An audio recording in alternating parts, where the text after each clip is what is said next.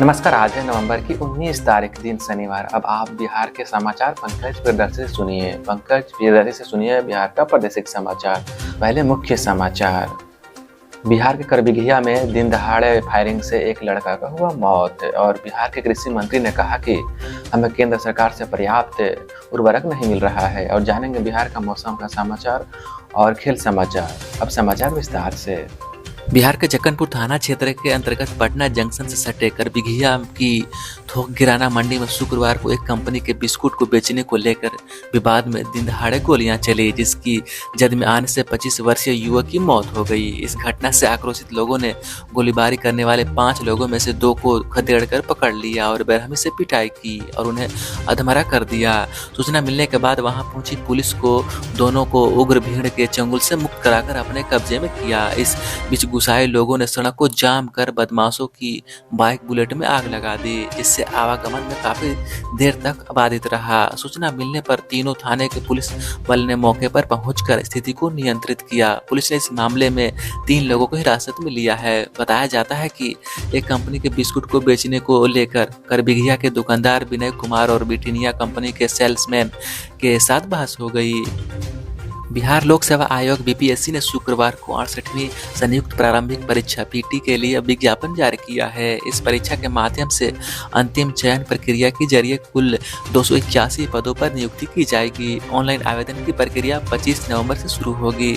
आवेदन भरने की अंतिम तारीख 20 दिसंबर तय की गई है।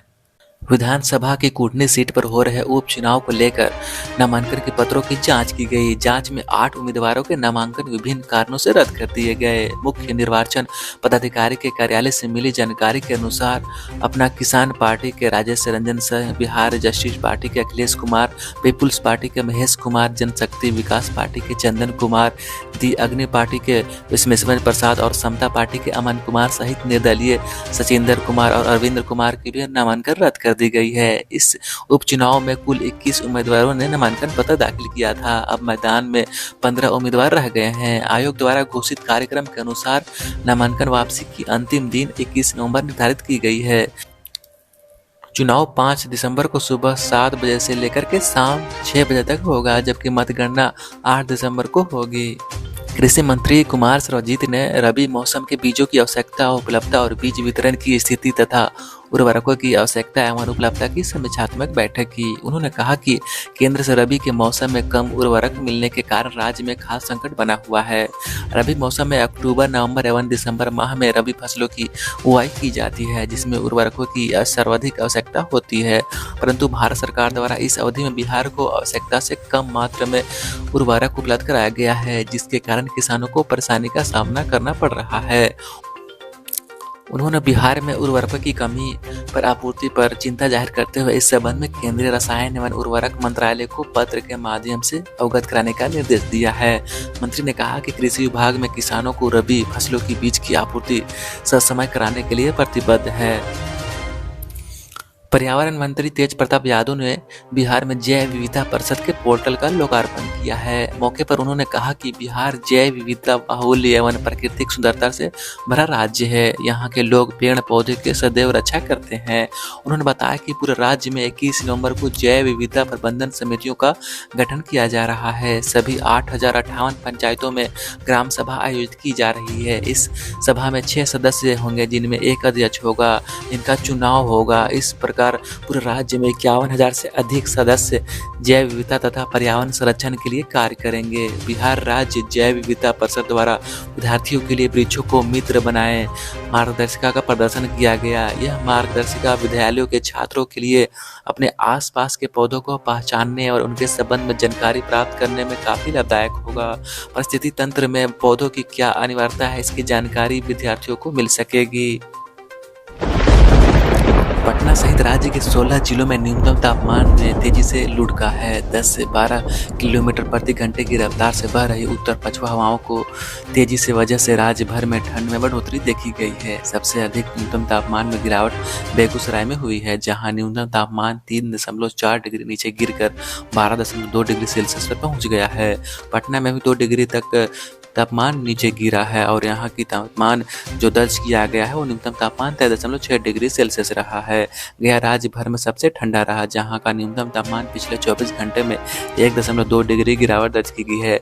शुक्रवार को न्यूनतम तापमान 11.2 डिग्री सेल्सियस दर्ज किया गया है।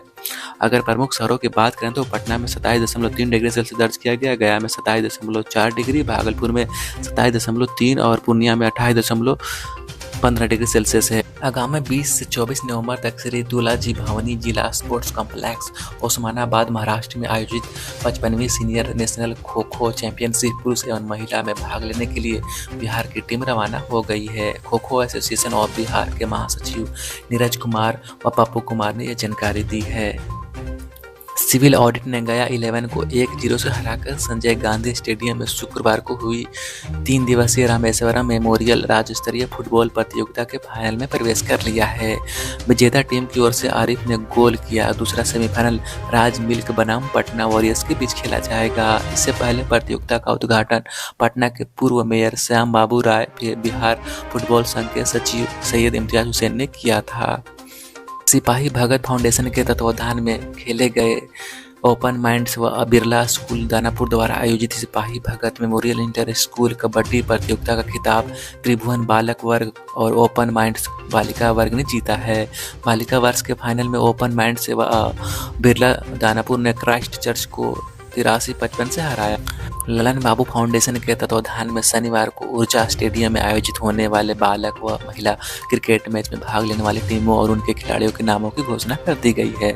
फाउंडेशन के अध्यक्ष राजेश शेखर ने बताया कि बालक वर्ग में लर्निंग स्कूल क्रिकेट की भिड़ंत वैष्णवी इंटरप्राइजेज, जबकि महिला क्रिकेट में लर्निंग स्कूल ऑफ क्रिकेट की भिड़ंत श्री राम खेल मैदान में दानापुर की टीम से होगी। विश्वविद्यालय छात्र संघ के प्रत्याशियों के भाग्य का फैसला आज होगा। मतदान और मतगणना को लेकर कड़ी सुरक्षा की गई है। बिहार विश्वविद्यालय छात्र संघ चुनाव को लेकर प्रोक्टर पटना विश्वविद्यालय से सूचना प्राप्त के अनुसार कुल 14 निर्वाचन क्षेत्र और 51 मतदान केंद्रों पर विश्वविद्यालय छात्र संघ चुनाव 2022-2023 का मतदान 19 नवंबर को 8 बजे पूर्वाह्न से 2 बजे अपराह्न तक और मतगणना शनिवार को कलायवन शिल्प महाविद्यालय विद्यापति मार्ग में होगी। 3 बजे अपराह्न से परिणाम घोषित होने तक का समय निर्धारित तय किया गया है। उक्त तिथि को ही काउंसिलिंग मेंबर के मतों की काउंटिंग मतदान स्थल पर ही मतदान के समाप्ति के उपरांत होगी। डॉक्टर चंद्रशेखर सिंह एवं एएसपी मनजीत सिंह ने बताया कि भीड़ प्रबंधन, सुरक्षा, यातायात एवं विधि व्यवस्था संधारण के लिए मतदान केंद्रों के बाहर, परिसर एवं आसपास और मतगणना स्थल के पास दंडाधिकारियों, पुलिस पदाधिकारियों तथा पुलिस बलों की प्रतिनियुक्ति की गई है। मतदान केंद्र के 14 स्थलों पर 33 मजिस्ट्रेटों की प्रतिनियुक्ति की गई है। Bihar state power holding company limited ने बिहार के विद्युत उपभोक्ताओं की सुविधा के लिए तैयार की गई सुविधा ऐप को नई सुविधाओं से लैस किया गया है। जनवरी 2020 में लॉन्च हुए सुविधा ऐप के लेटेस्ट वर्जन से उपभोक्ताओं को घर बैठे 19 तरह की सेवाओं का लाभ उठा सकते हैं। इसके जरिए तय तारीख से पहले ऑनलाइन बिल पेमेंट करने वाले उपभोक्ताओं को 3% की छूट दी जाएगी। बीएसपीएच की सीएमडी संजीव हंस ने कहा कि सुविधा ऐप के द्वारा बिहार के बिजली उपभोक्ताओं के घर बैठे नए कनेक्शन, लोड बढ़ाने अथवा घटाने, बिल में सुधार आदि के लिए आवेदन कर सकते हैं। मोबाइल नंबर, ईमेल अपडेट कर सकते हैं। इस तरह की कुल 19 सेवाओं का लाभ सुविधा ऐप के जरिए घर बैठे उठा सकते हैं। स्मार्ट प्रीपेड मीटर रिचार्ज कराने के लिए बिजली ऑफिस जाने की जरूरत नहीं है। ऐप में बिलिंग एवं पेमेंट सर्विस के अंतर्गत bill generate, self service, billing and payment service, smart meter service के 3 विकल्प दिए गए हैं। View bill receipt, instant bill payment एवं bill on demand. Miss call पर क्लिक करने से बिल डाउनलोड किया जा सकता है। बिल पेमेंट विकल्प के तहत उपभोक्ताओं को बिल में कुल देय राशि के साथ बिजली जमा करने की तारीख भी दिखेगी। इसके बाद बिल विकल्प पर क्लिक करके पेमेंट विंडो खुल जाएगी। बिल डिटेल भरने के बाद बिल पेमेंट की पूरी प्रक्रिया हो जाएगी। रिसिप्ट को डाउनलोड भी किया जा सकता है। बिहार सरकार ने लापरवाही के आरोप में हाजीपुर के सीईओ को निलंबित कर दिया है। इस संबंध में राजस्व एवं भूमि सुधार विभाग ने अधिसूचना जारी कर दी है। वैशाली के डीएम की रिपोर्ट पर हाजीपुर के अंचलाधिकारी मुकुल कुमार झा को निलंबित कर दिया गया है। वैशाली के डीएम ने 24 सितंबर 2022 को राजस्व एवं भूमि सुधार विभाग को रिपोर्ट भेजी थी, जिसमें बिना सूचना दिए बैठक से अनुपस्थित रहने, दाखिल खारिज के समय काफी मामले निलंबित रहने, स्पष्टीकरण का जवाब नहीं देने, आपदा प्रबंधन के 8 करोड़ 86 लाख रुपये, उपयोगिता प्रमाण पत्र नहीं जमा करने, दाखिल खारिज वादों को बिना कारण एवं बेलगान का खारिज करने, आरटीपीएस के तहत 6,871 आवेदन का समय पर निष्पादन नहीं करने, पद के दायित्वों को सही रूप से निर्वहन नहीं करने और लापरवाही जैसे संगीन आरोप अधिकारी की रिपोर्ट पर लगाया गया था, जिसके बाद राजस्व एवं भूमि सुधार विभाग ने निलंबित कर दिया है। निलंबन के दौरान सीओ की प्रतिनियुक्ति तिरहुत मंडल के आयुक्त में किया गया है।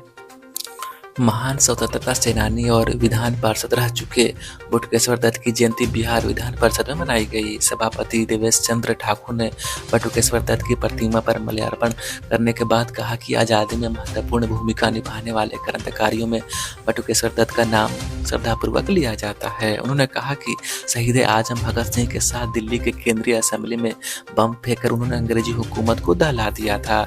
इस केस में उन्हें आजीवन काला पानी की सजा सुनाई गई थी और सेलुलर जेल अंडमान और निकोबार द्वीप समूह में भेज दिया गया था। कई साल बाद उन्हें रिहा किया गया। रिहा होने के बाद भी उन्होंने फिर से आज़ादी की लड़ाई में भाग लिया था।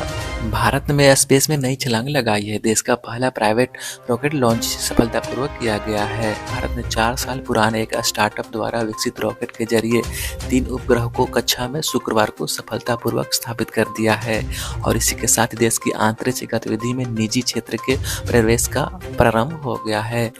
अभी तक सरकारी भारतीय अंतरिक्ष अनुसंधान संगठन इसरो का ही इस पर अद्वितीय रहा है। नई शुरुआत के प्रतीक के रूप में इस मिशन को प्रारंभ नाम दिया गया है। स्काई रूट एयरबेस द्वारा बनाया गया विक्रम एस का पहला मिशन सफल रहा है। भारत के अंतरिक्ष कार्यक्रम के जनक विक्रम साराभाई को श्रद्धांजलि देते हुए इस रॉकेट का नाम विक्रम एस रखा गया है। स्काई रूट एयरस्पेस भारत की पहले निजी क्षेत्र की कंपनी बन गई है, जिसने 2020 में केंद्र सरकार द्वारा अंतरिक्ष उद्योग को निजी क्षेत्र के लिए खोले जाने के बाद भारतीय अंतरिक्ष कार्यक्रम में कदम रखा है।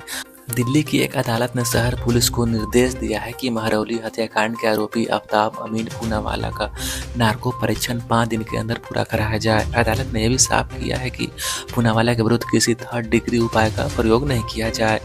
मेट्रोपॉलिटन मजिस्ट्रेट विजय राठौर ने फोरेंसिक विज्ञान प्रयोगशाला रोहिणी को निर्देश दिया है कि जांच अधिकारी आईओ 5 दिन के भीतर आरोपी को नार्को विश्लेषण परीक्षण करने दिया जाए। न्यायाधीश ने आदेश में कहा कि आईओ को निर्देश दिया जाता है कि किसी 3rd डिग्री उपाय का प्रयोग नहीं किया जाए। मेडिकल लीगल केस एमएलसी नियमों के अनुसार तैयार किया जाए। आदेश की एक प्रति शुक्रवार को उपलब्ध हुई है। दिल्ली पुलिस की टीमें श्रद्धा वालकर हत्याकांड की जांच के सिलसिले में मुंबई, गुरुग्राम, हिमाचल प्रदेश और उत्तराखंड पहुंची है। आफ्ताब अमीन पूनावाला के फोन को फोरेंसिक जांच के लिए भेजा जाए ताकि उन लोगों को पता चल सके कि जिनसे वह वालकर की हत्या के संपर्क में था। इसके अलावा फोन से हटाए गए डेटा को भी प्राप्त किया जाए। पुलिस को अभी तक हड्डियां ही मिली हैं जो प्रथम दृष्टया से मानव अस्थि जैसी लगती है। मुंबई से आने के बाद श्रद्धा और पूनावाला कई जगहों पर गए थे, जहां जाकर पुलिस पता लगाने की कोशिश कर रही है कि क्या इन यात्राओं के दौरान ऐसा कुछ हुआ था जिसकी हत्या से कोई लेना देना है।